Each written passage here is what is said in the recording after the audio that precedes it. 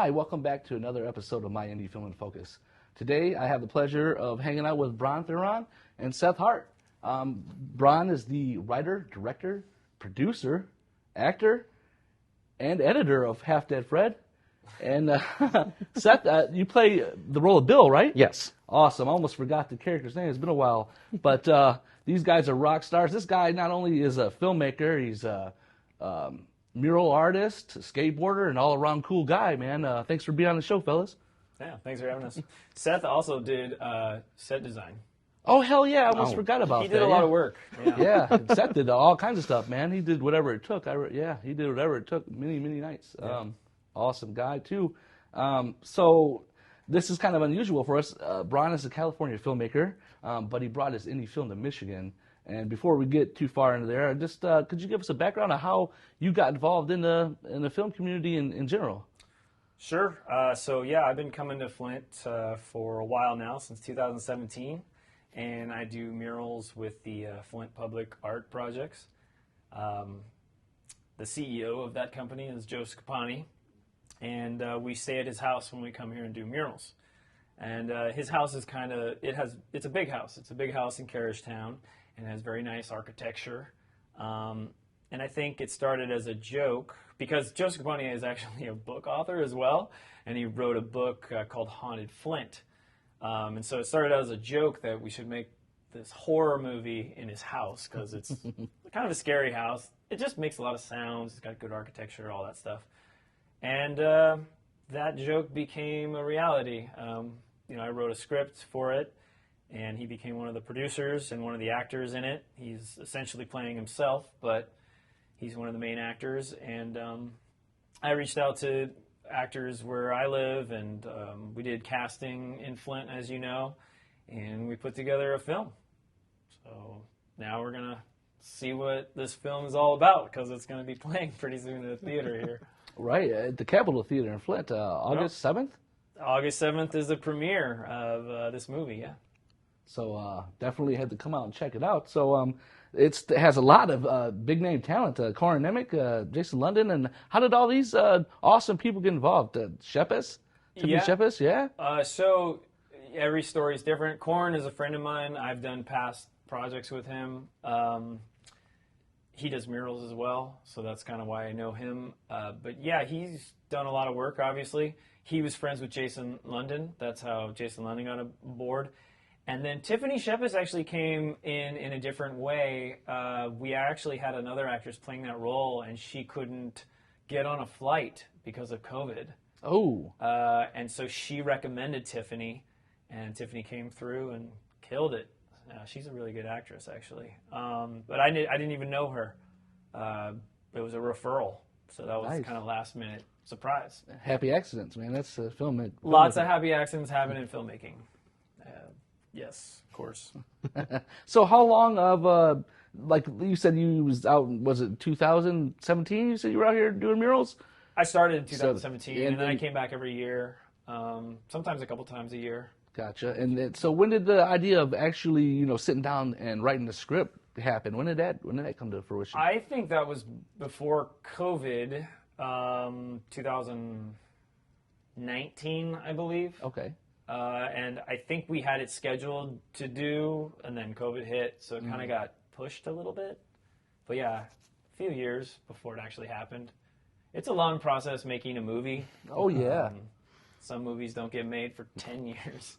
So yeah, I think it took, gosh, I'm trying to look at the name, The Mist by Stephen King? Stephen King's story, but Frank Darabont? Frank Darabont, thank you, Seth. Yeah, Frank Darabont's actor. It took him like 10 years. I mean, this guy's got like The Green Mile and Shawshank were both up for Oscars, and it still took him 10 years to get the movie made. So, I mean, like, even with that kind of clout, it takes a long time. So let's talk about a lot of the Flint people, man. Gosh, you put a lot of people here in Michigan to work on your film. Most definitely. That was one of the points that our two producers wanted to make happen, which was Joseph Calhoun and Jessica Revolt. I mean, obviously they're to uplift Flint. They're all about uplifting Flint and the people and get them work. And, so we did casting here, like I said. We hired crew here. We rented all our equipment here. we had auditions. That's where I met Seth, technically. And a lot of theater people came out. And we ended up casting, I would say, at least half of the crew, of the cast from Flint. And I'd say the crew is half and half. So we had some people come in from my crew in Long Beach, and then half of them here. And we found you here. You're the AD. You're the assistant director. So, yeah. Right. So, Zach, the DP, he was from Pittsburgh? Zach's from Pittsburgh, and the reason why he was brought on is because I'd done projects with him before when he had lived in Long Beach, and basically I told him, I gave him a promise, and I was like, yeah, do this movie, I'll make you, so he ended up being the DP. It was basically on that alone, on the really. Strength, right. But I had worked with him before, so it was a little easier. Yeah, the what's the name of the cop? We did a cop show. Absolutely, we did a cop show called Heat of the Beat, and then we did a short film called MAGA, which got a lot of festival run attention. Oh, nice. So yeah, we're going to look that up if you haven't seen them yet. They're available on YouTube, right? Oh, there went our poster. There's the poster. We knew that would happen. Right, it was eventually going to happen. But so what's up next? Now you're getting ready to premiere the movie. Yep. And that's going to take place. Oh, let's talk about the film the Comic-Con. So we have it scheduled around Comic-Con. At the moment, we have scheduled a panel for Comic-Con, so people can come and ask us questions, and we can sign those posters that fell, and get a little Comic-Con audience. Because we did the Comic-Con last year. Me and Corin were at the Comic-Con, and that went over pretty well. A lot of people were very excited about seeing a movie made in Flint. So we're doing that again, and we're supposed to be there Saturday, and then the premiere is the next day. I mean, I purposely made this premiere around Comic-Con, so I'm hoping that Comic-Con people will come to the premiere. Come and invade the theater, so please do. 100%.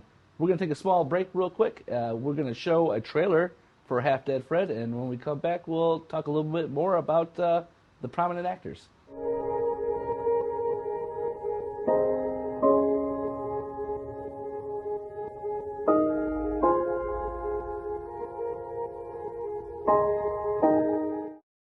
Just think, what if we didn't have local TV and radio? Where would I go for local sports, local politics, a mayor, city council, stuff that affects me every day? How about health? Who's covering things that endanger my family? I need to know now, as it happens, from sources I trust, people in my community. No agenda, no bias like you find on cable and social media. Just facts. For news I can trust, I stay local. Support your local station. Text TV to 52886 today.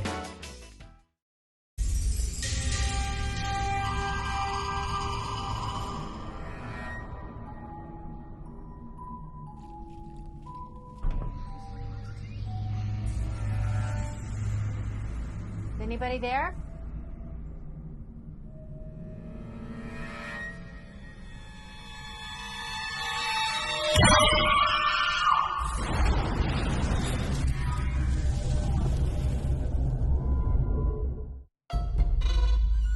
My name is Freddie Nash, medium detective. I work in a very niche market, solving ghost stories. X always marks the spot.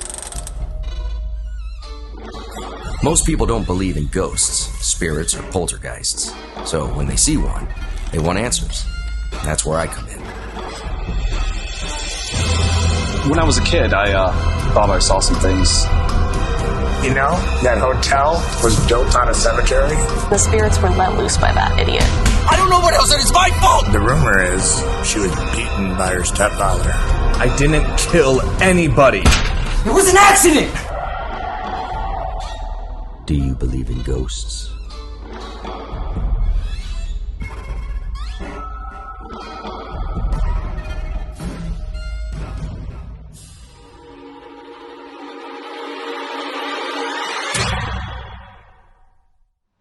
Well, I hope you enjoyed that trailer. We're back with Bron, Theron, and Steve Buscemi. Fighting any fires lately? Oh. Seth Hart. Sorry about that. Seth, man, you had a pretty good role in this film, man. Could we talk a little bit about that stunt scene in the bar and acting with these fabulous actors? Yeah, it's not every day that you get a pool cue smashed into your face. You know, it was really a great time. I heard about an audition notice being passed through the producer, Jessica, her daughter, shared it on Facebook, so I was like, oh, this has to be legit then. And I go out, I audition, got the part, it was really great. But working with, like, Corin Nemec for me was really surreal because when I got the part, I was telling people, oh my God, I get to work with Corin Nemec. You know who he is, right? He was on The Stand. He got to play Harold on The Stand. He was Parker Lewis, Can't Lose. And he was in my favorite stoner comedy of all time, Killer Bud. Like that. Oh, so getting to work with him was just, frankly, it really was surreal for me because it's like, oh my God, I've seen you before. Like, you're real, and now I get to work with you. That I've never, in my wildest dreams, would have ever had that thought, especially when I've seen your movies, like when I was younger. I didn't have that thought, like, one day I'm going to work with you. You know what I mean? Right. Oh, yeah, that's like the Harold Lauder. I think on the first day, you know, we were shooting and we were doing the scene. It was like the opening of the movie, and then we did the scene in the main living room there with the lamps flickering and whatnot. Right. And I started quoting lines from The Stand, and he was like, "Damn it, Nadine!" And I was just like, "Oh yeah." I mean, that's the best part about making movies, you know, because most people, not all filmmakers, but we all grew up loving movies. You know, I mean, like I've met people, and I'm like, "You don't know that movie," and I feel like I'm like, "You poor deprived child." It's always surreal working with, you know, and to me, man, I work with a lot of quality actors, and Corin by far was like, just blew me away how professional. He knew other people's dialogue. He was like, "Oh, you're lying," you know. He would feed them the lines, and without a script, it was super professional. Man, you nailed it, dude. Like we don't want to tell too much, but this young man. Yeah, there's some parts when everyone comes into the main house, and it's there were some pretty intense scenes with this guy.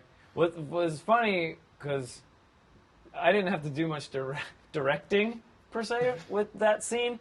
This guy was going like 100% every time, and when I say that, I mean, hey, the camera's on this other person, I need you to feel... No. This guy, just even if the camera's not on him, this guy's breaking sweats, you know what I mean? Yeah. In intense sequences. You know, he gave 100% every time, which is kind of a rare thing, you know what I mean? Right, just feed lines to the other actors, right? He was always, above 100, 110 all the time. But yeah, and also, as we were saying before, he double dutied. He was set design. So I would come in and be like, all this needs to be striked, blah, blah, blah, blah, blah. And he'd be like, okay.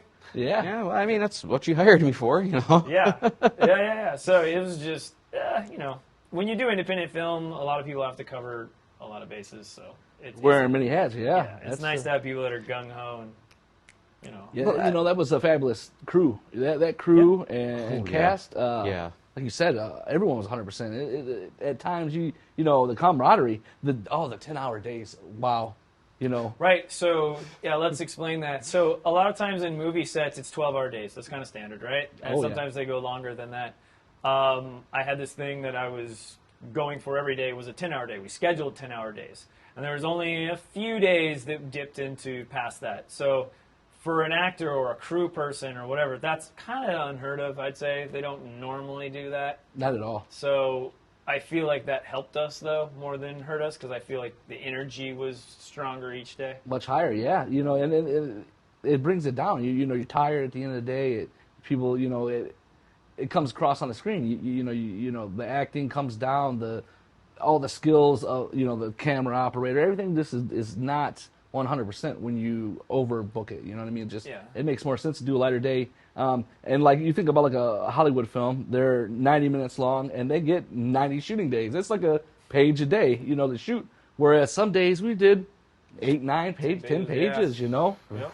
And with company moves. Move into in 10 hours. Set to set. Yeah. We did it.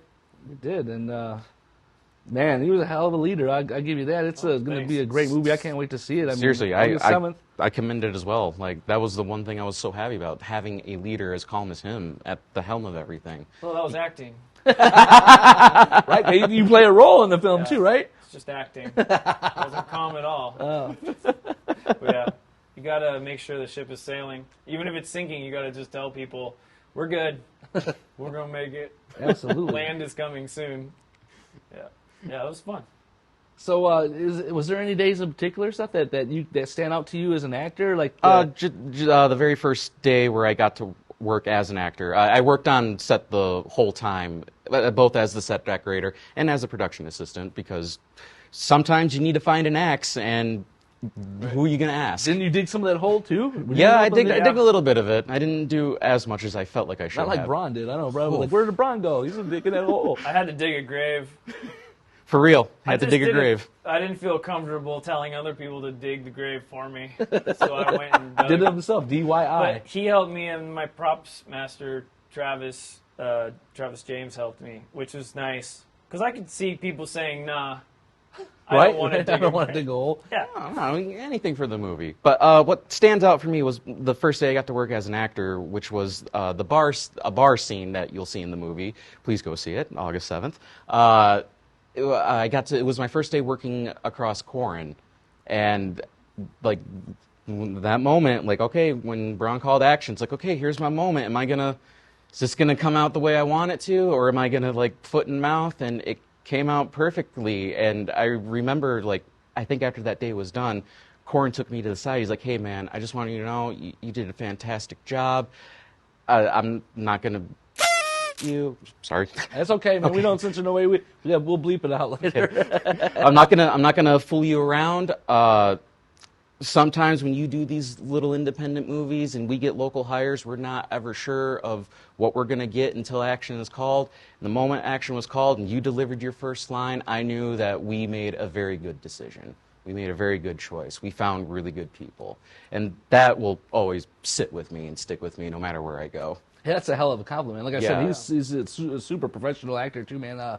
He dropped a line about me on one of the interviews with the radio station, or he was like, "Hey, we got the AD and he's kicking ass." I was like, "Hell yeah!" You know, it's rewarding. It's nice to get that recognition, especially by someone who's so accomplished and been hell. He's been acting 30 years, right? Something like that, like longer, since late 80s. Wow, yeah, longer, and that's quite an accomplishment. So. We're going to take another small break, watch another trailer for Half Dead Fred, and we'll see you in a minute.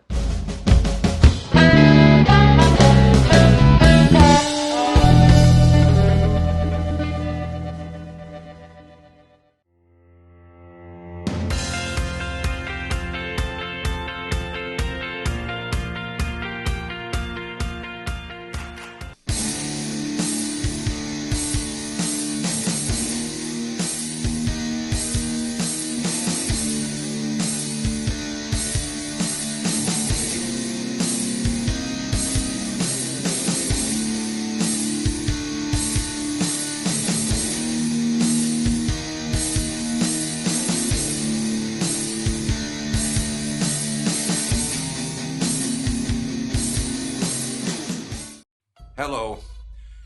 If you're watching this video, it means that I am now gone.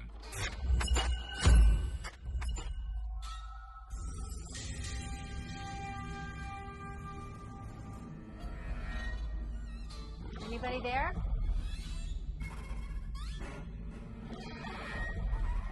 Hello?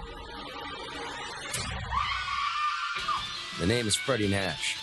I work in a very niche market as a medium detective. I can't sell the house. And I can't rent it out because everybody knows it's haunted. When I was a kid, I thought I saw some things. Sometimes ghosts don't even know they're haunting you. I don't know what else, it's my fault!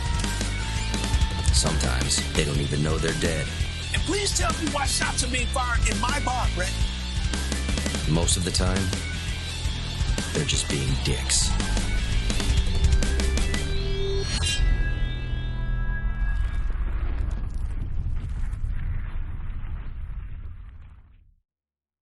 Welcome back. Hope you enjoyed that second trailer. Back with Bron, Theron, and Seth Hart. We're here hanging out, talking about Half Dead Fred and why you should go see it on August 7th.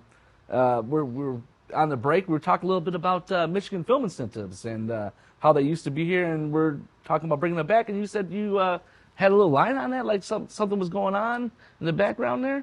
Well, it's something that I want to do. It's something that always has kind of been in the back burner of the whole idea of doing this movie. This movie is just a little stepping stone towards that. You know, if we can make a splash with this movie, people will see that it's possible to do here, and maybe they should want to do it here. But I do have some meetings with some people that I think could make it happen. It's such a big ordeal. There's so many moving parts, you know, and it gets political and it gets money driven. But if you really analyze it, how can we build an industry back in Flint, Michigan? This is one of the ways. Absolutely. You can build a film industry in Flint, Michigan. You can do it. A lot of talented people in Flint, too. There's a lot of Cryptic talented James. people. He's got a studio. James, yeah, he's our props master and also basically our photographer, you know, the BTS photographer of our movie. But there's a lot of people like that can thrive very well in a working film industry. And I just don't think it's impossible. I think it's very possible. So if you're somebody out there that sees like incentives or I see these brochures that say, hey, bring back, you know, I need your signature for this purpose or that purpose. And if you're interested in bringing that back, maybe you should look into that, you know.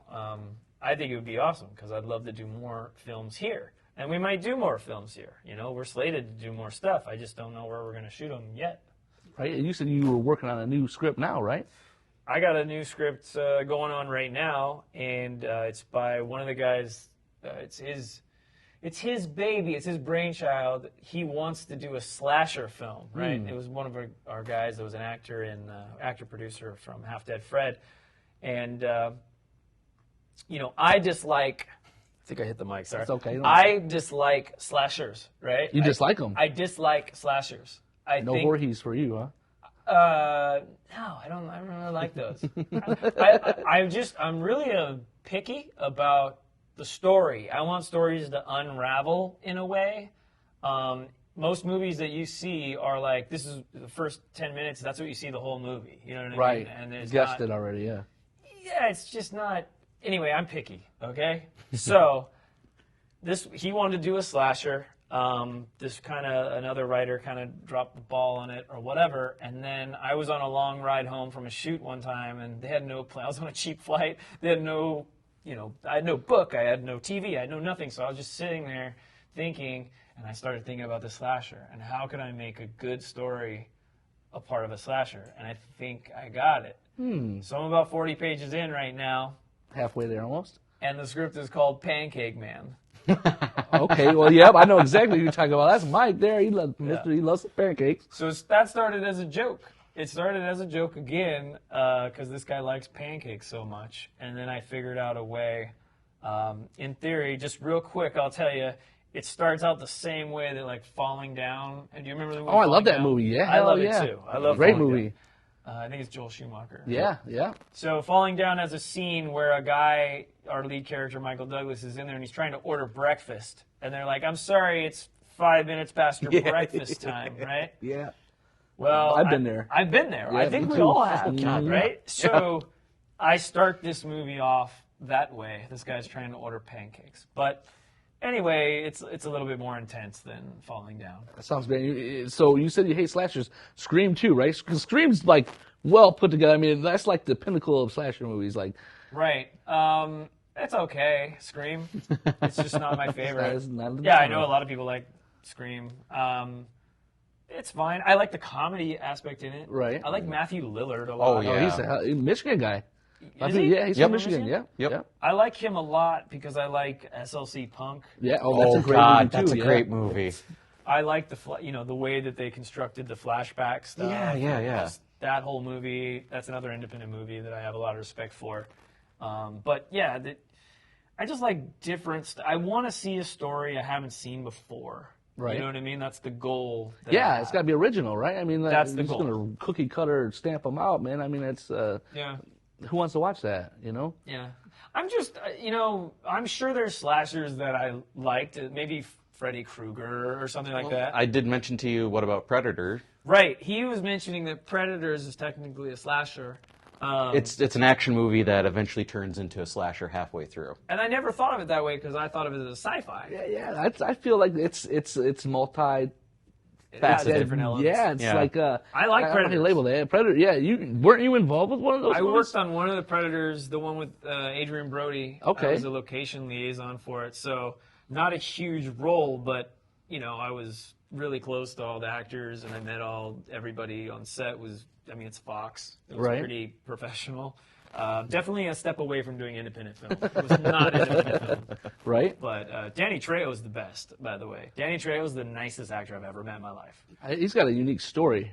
Like I've read about him, and he came from, he was in prison for years, was on set. Somebody called him on set who was getting ready to relapse. Yep. He's a sponsor, and he comes to the set. And I guess the main actor was Julia Roberts' brother, right. And the director couldn't get him to follow directions, so they had him, Danny Trejo, do the boxing with him and train him how to box because he didn't know what he was doing. Eric Roberts. Yeah, Eric Roberts. Oh yeah. And I guess he was scared of Danny, and then they was like, "How do you get him to listen?" He was like, "I don't know, man." And it must have been all the tattoos and stuff. He's a scary looking guy. Yeah. But when you meet him in person, he's the nicest guy. I've never met a nicer actor in my life. Wow. He literally came up to me and said, "Hey, you weren't here yesterday.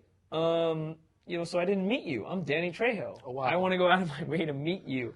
I'm just a lonely, locations guy on that, so no reason to meet me." Yeah, you know what I mean? Yeah. Ted Raimi was the same way. I met Ted, and he was really? the same way. "Hey, how you doing? I'm Ted." And I'm like, "Yeah, I know. Hi, Ted. I know exactly who the hell you are." And it was kind of, a lot of actors are standoffish. Like big name people. Like, I don't know why. I mean, they're regular people. Ted Raimi's Sam Raimi's brother. Sam Raimi's brother. Yeah, he does a lot of indie film and stuff. But he just walked right up and was like, "Hey, how you doing? I'm Ted." That's awesome. Yeah, I was like, "Whoa, hey, Ted." That's all you can ask for from human beings. Yeah, he's down to earth. He doesn't let it go to his head. I mean, we're all people, and that's the thing. Like I met Tom Matthews. He was in Friday the 13th Part 6 and Return of the Living Dead, and 3 days, I guess he was sitting in his trailer and didn't talk to nobody. I was a PA on a film we were actually shooting on film. Could hear the shutter clicking. Wow. Yeah, and I had a Jason Voorhees tattoo, and he says, "Hey, cool tattoo." And I'm like, "Yeah, we're on Voorhees Road, and this lake we're on is Silver Lake Road." And we clicked, and we talked about the game, and they scanned him into the game, and he come and sat down with me at lunch, and I'm just a PA, and everyone's like, "How the hell did he just come and sit with you?" And I was There's like, just people, too. Yeah. It's just, I've been around them so much that most of them are in their heads, and they're worried about this and worried about that. So when they take a moment outside of their heads and actually meet you like a human, it's nice. It's just rewarding. Yeah. Yeah, and they're people. That's why I told the unit production manager. I was like, "Hey, just a dude, man. Don't let it bother you." So we got this premiere coming up, man, at the Capitol Theater in Flint, August 7th. Super excited. What's the name of the Comic-Con again? Really Cool Comic-Con. Really Cool Comic-Con. So you really need to come out to Really Cool Comic-Con. That takes place that Friday and Saturday. Saturday and Sunday. Saturday and Sunday. So yeah, Comic-Con Saturday, Sunday, 6th and 7th, and then our premiere is on the 7th after the Comic-Con. Because they close early that day. Gotcha. So come out to the Comic-Con. Come check these guys out. Corn's going to be there. Corn's scheduled to be there. Nice. So we're going to see that. We're going to see Bron. I'm going to come out there. You can come out and hang out with us. Come on, hang out with the Half Dead Fred crew. We'll all be wearing shirts. We'll be in team gear. I almost wore mine, too. We'd have been the triplets, man. The Look like Stooges. A football team rolling out. So thank you for coming on the show, fellas. I really appreciate you guys, man. Always a pleasure. Thanks for coming on the show. Thanks for watching us, and we'll catch you next time.